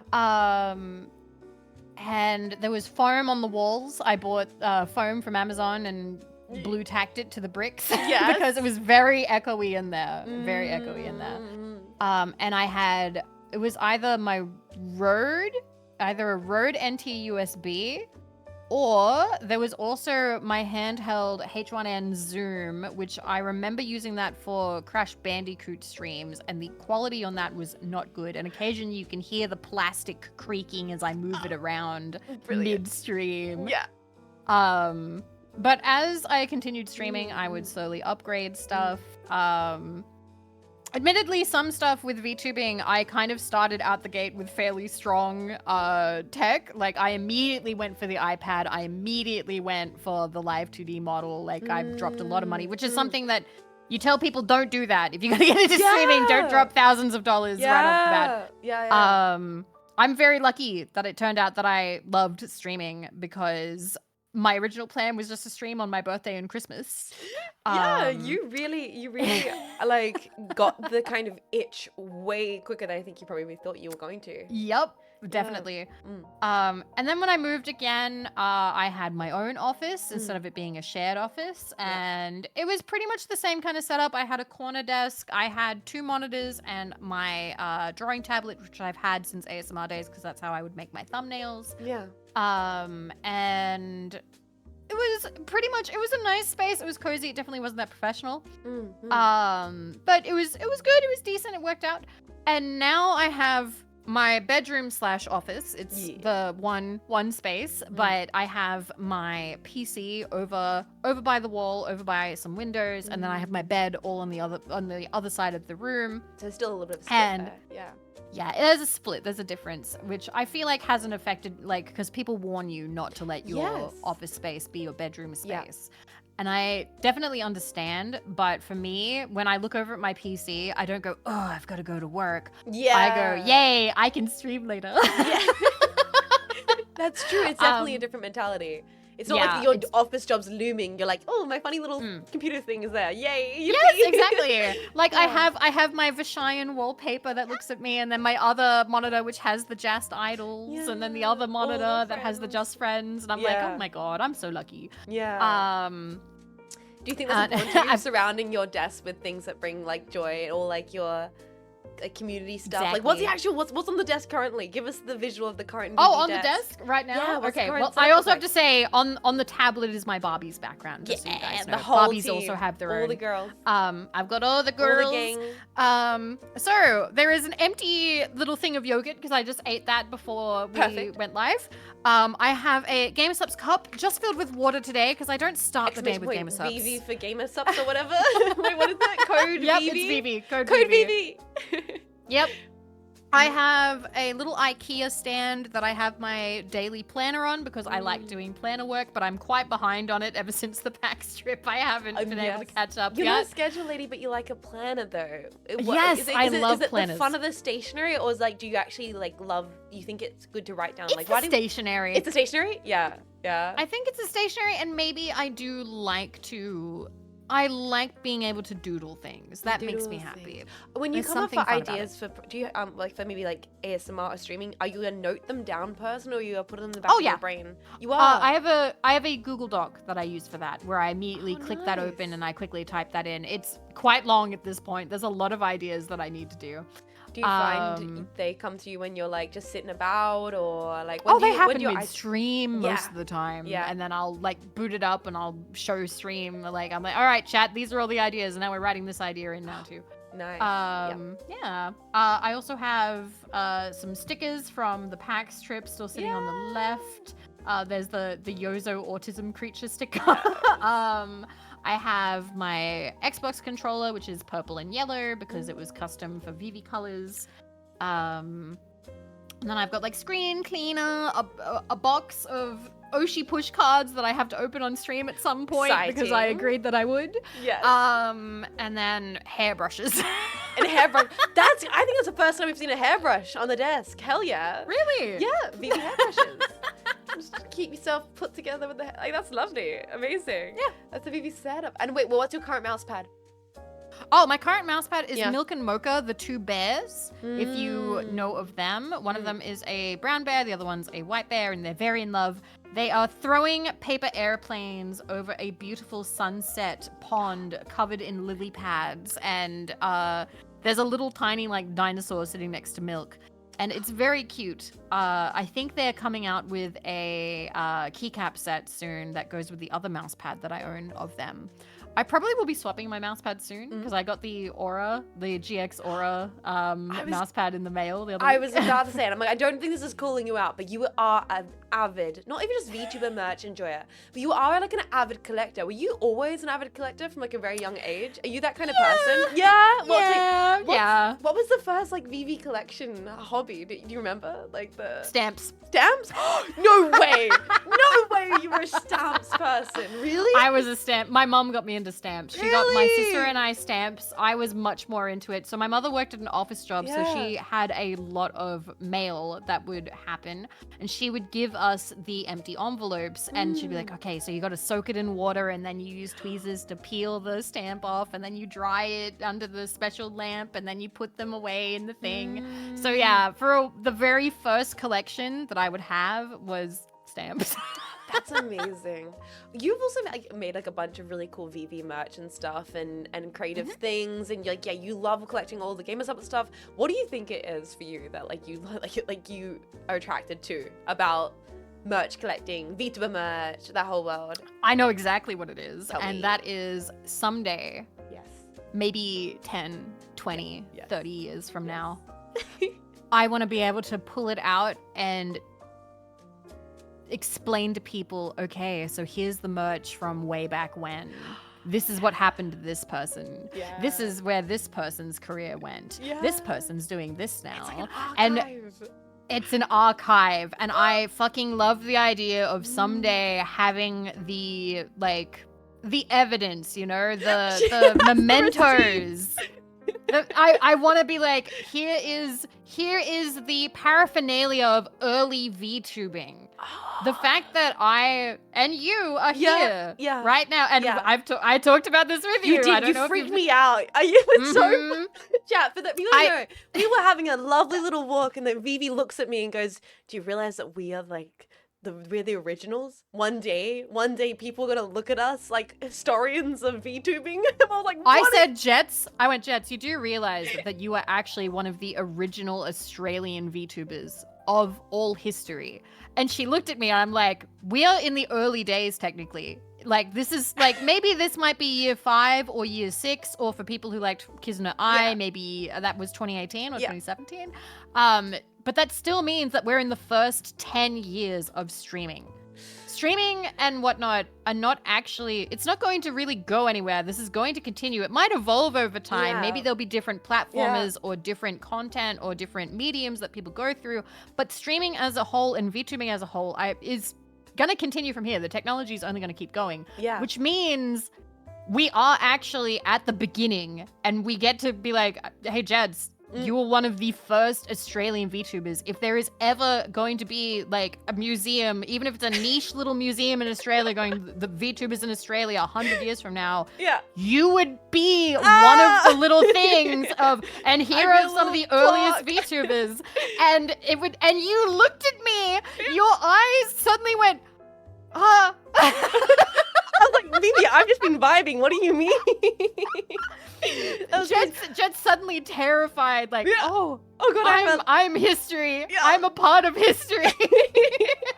Well, genuine question. From your perspective, Vivi, do you think VTubing will ever break into the mainstream, or is it just going to become a natural part of the culture? What's the Vivi take on this? I don't think there's that no right it'll or wrong be. Answer. I don't think it'll be niche forever. You can see what's happening with anime. Anime is becoming more culturally accepted, despite the fact. So there is pushback, like we talked about earlier, because there's a lot of anti-sex going on right now. Yeah. And a lot of people look at anime girls and think that, but you will see that like anime movies are now going to theaters. There is now anime merch available pretty much everywhere. Like you can find it now, where back in the day there was like maybe one store if you were lucky, and you would have to dig to find it, and there would be like, I don't know, a couple things, and that would be it. It is more prevalent, and I think that a similar thing can happen with VTubing as well, because and you can see it with larger VTubers who mostly the ones who interact on like a larger scale with regular streamers. So when you see VTubers who are, you know, doing events and whatnot with regular non-VTuber streamers, that is breaking down barriers quite a bit and making it more mainstream as well, which normalizes it for people, which is ultimately good if it means that people stop, you know, reporting VTubers because they're like, I see a hip report. I do respect a lot of like OG's desire to be like, oh, I don't want IRL or other stuff in my anime, but like it comes back down to the more that it bleeds out into different ecosystems, the better it is for everybody, including like viewers, new people finding it, more people being comfortable with it. Yeah. There will always be sections that will be insulated, and that's great for the people who don't want to see. If you don't want to see regular streamers or people or in your anime girl, that's totally great in your anime girl.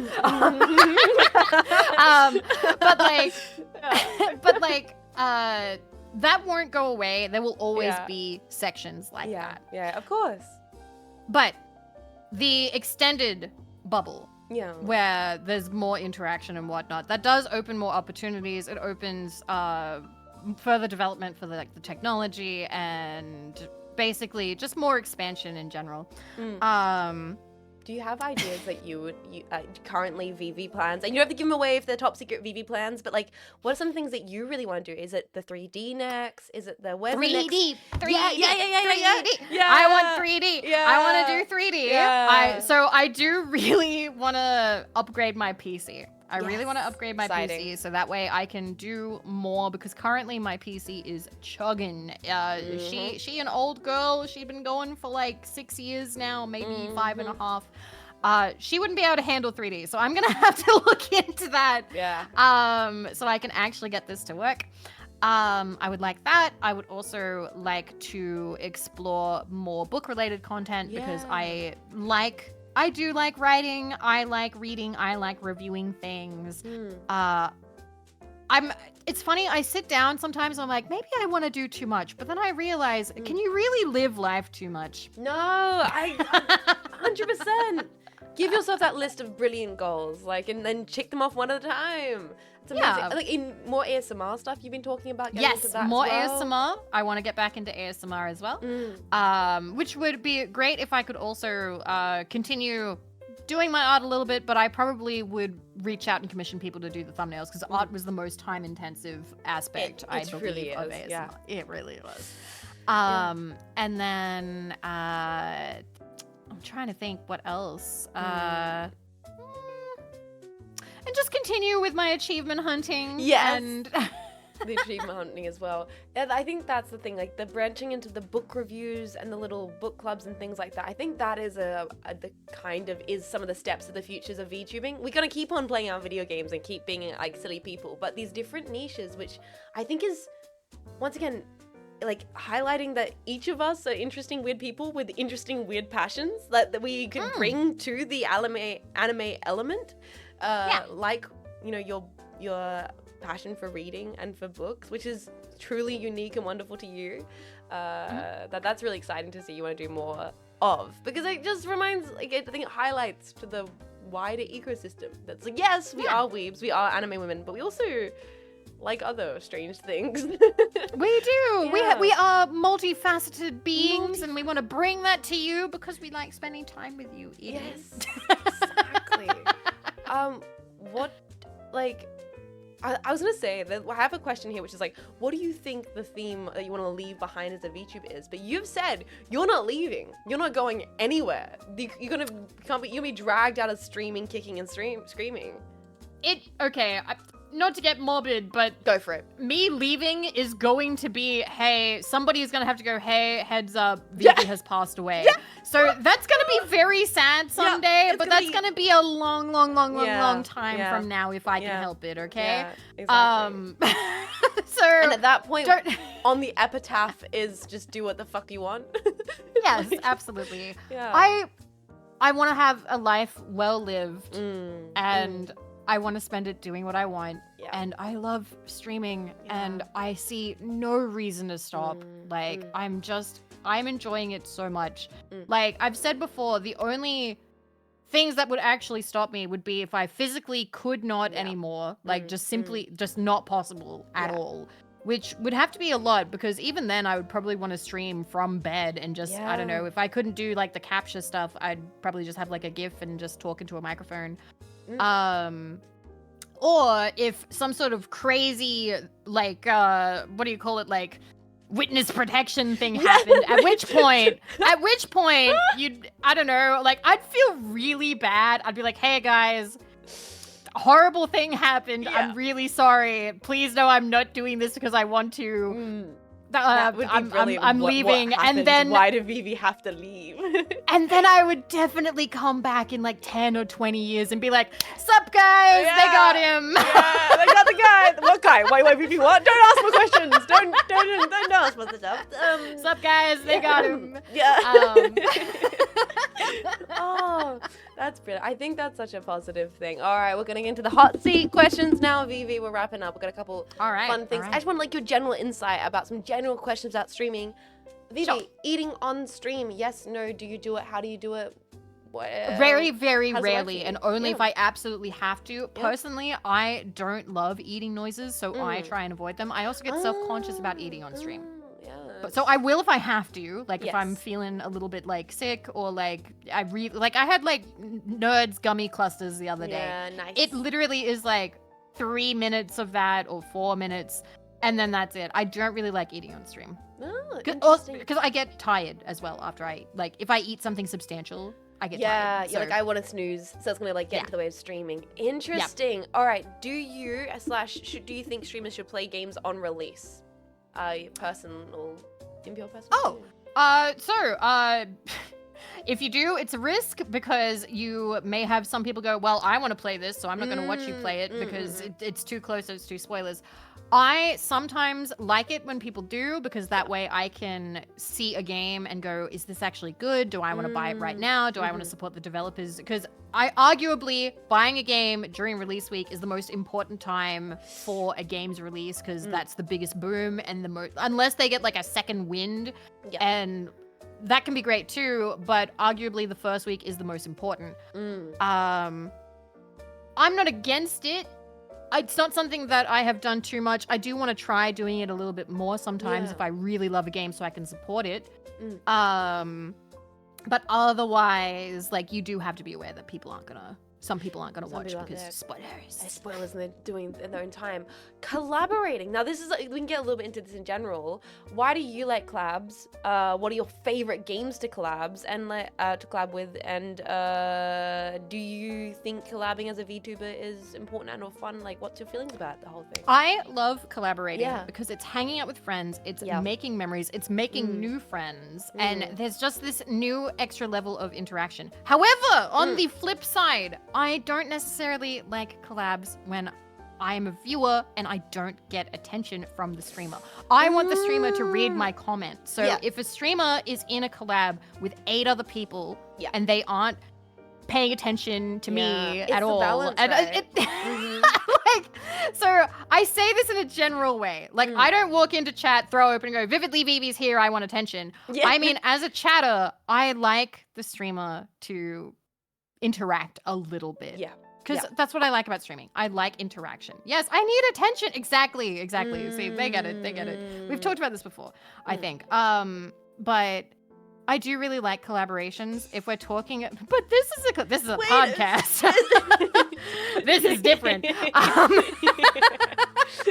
This is 2 hours of listening to Vividly Vivi's beautiful story in existence. You sit your ass down. My God. But yes,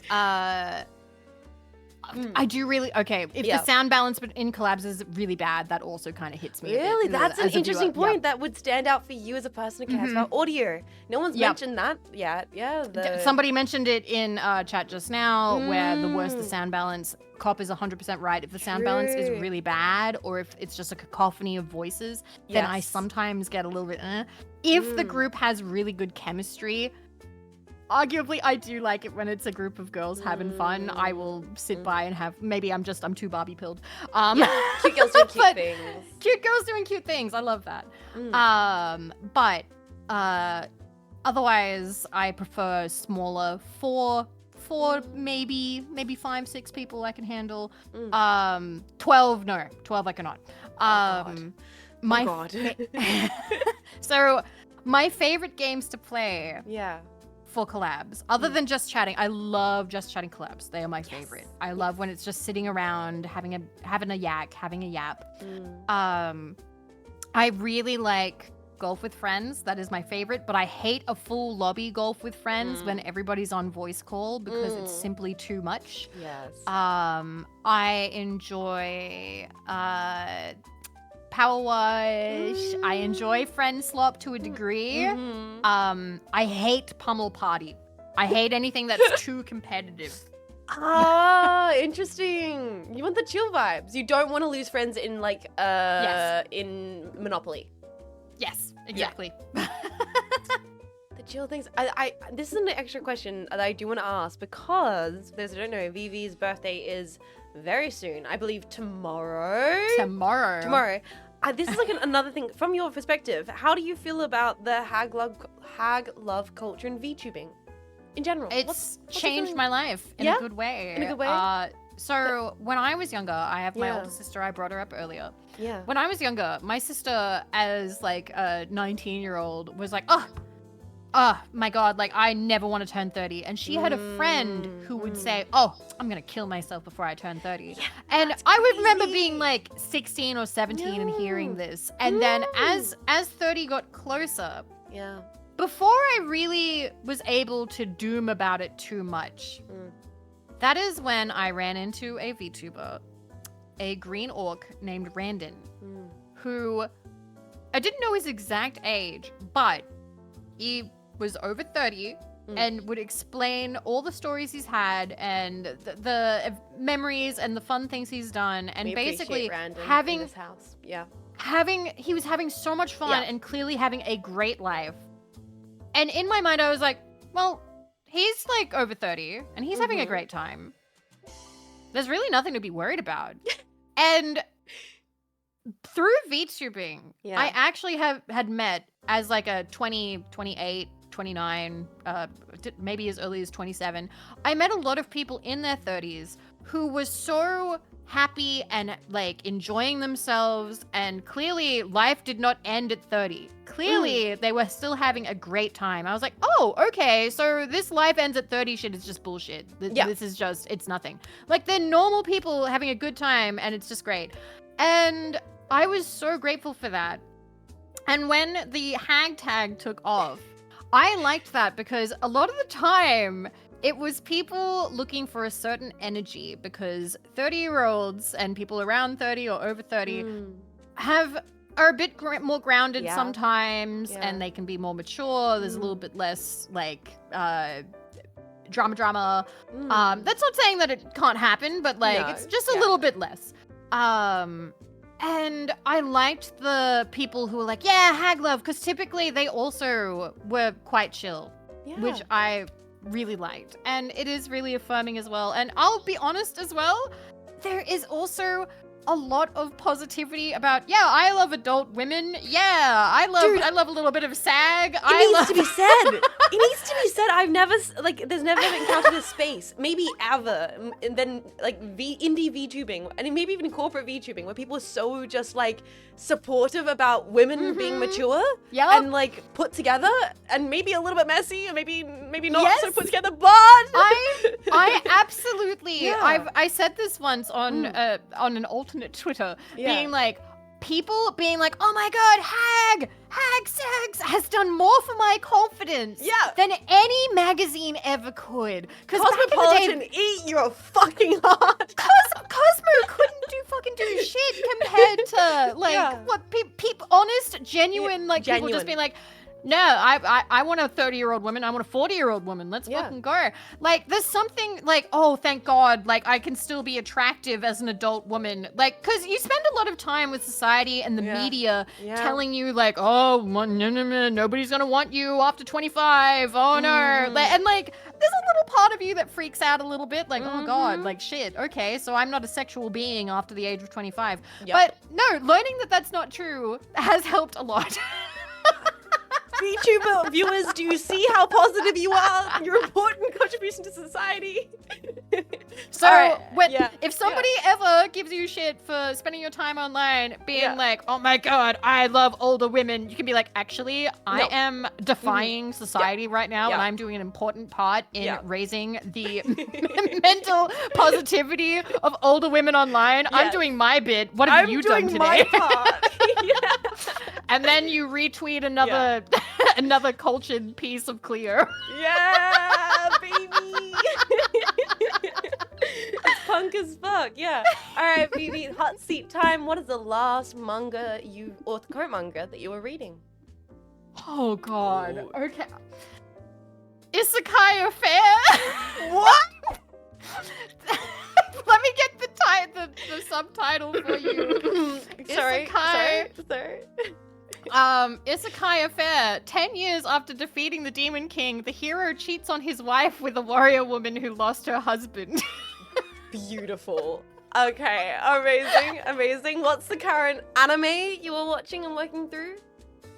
I am currently watching Spy Family, which is season 3 is airing now.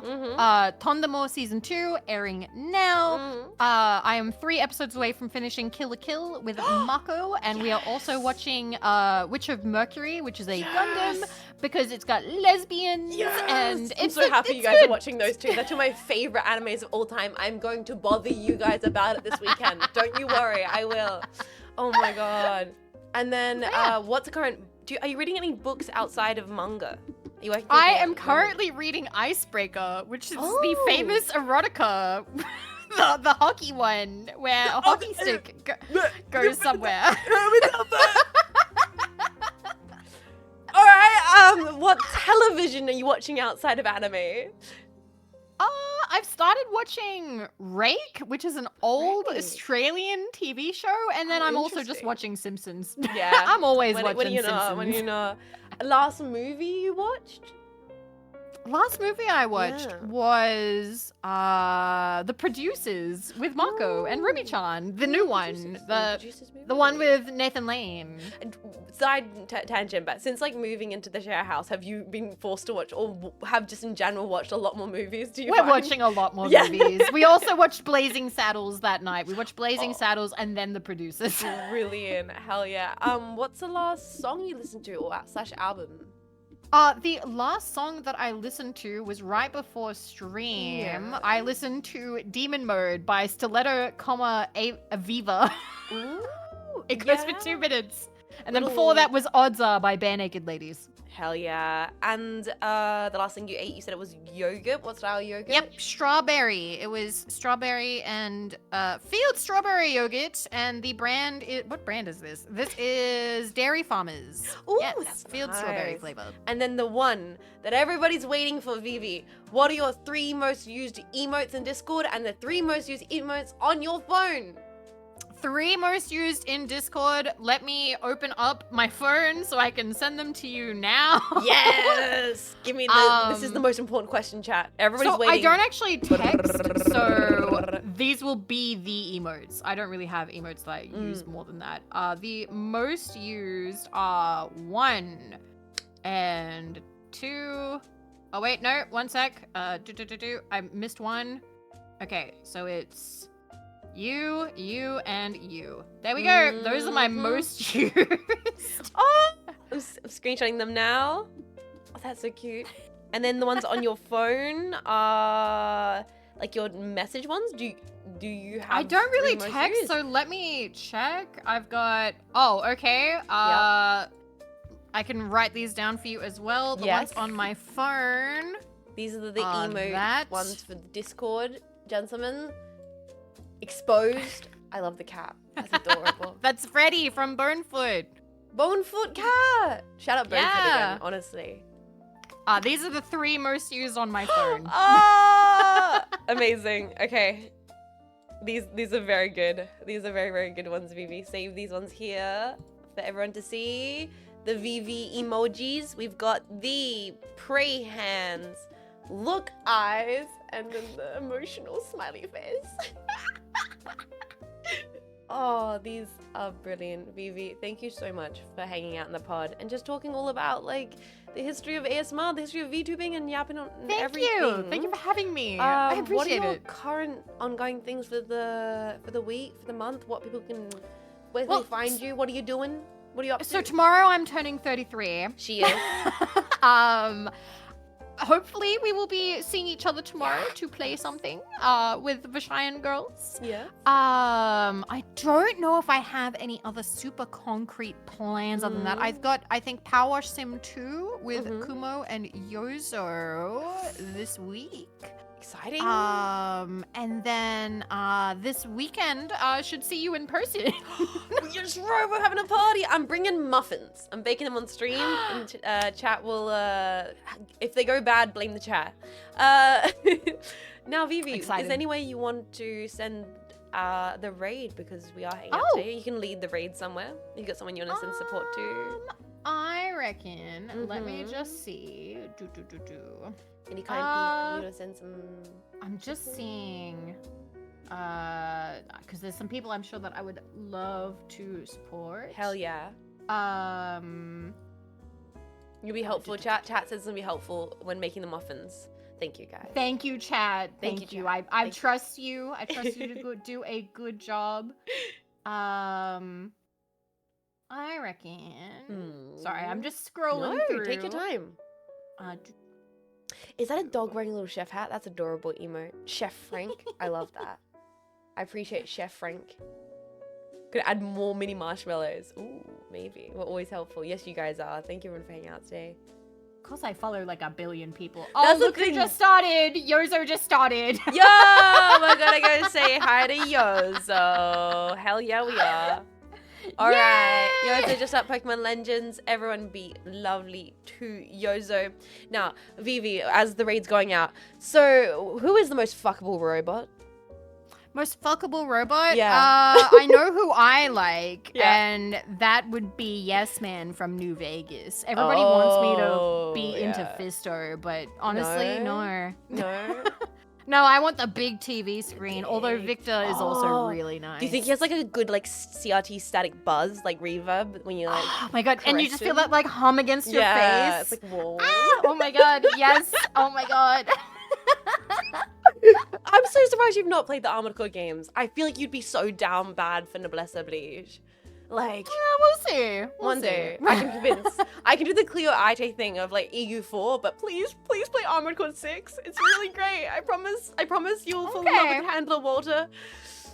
Come on, chat. Would you not? Would you not love Handler Walter? Would I? I don't know. Would I? You guys know more about Vivi's taste for robots than I do. The static on the telly, you are the person when you're like, if it's not a giant TV screen, get the fuck out of here. It can't Yeah. be a person. If it's a person, go fuck a person. Chat, you have been amazing. Everyone, thank you for hanging out for episode 7 of the Unpacking Pod. We will see you next time with some more wonderful people. Thank you, Vivi. Go find Vivi. Support her.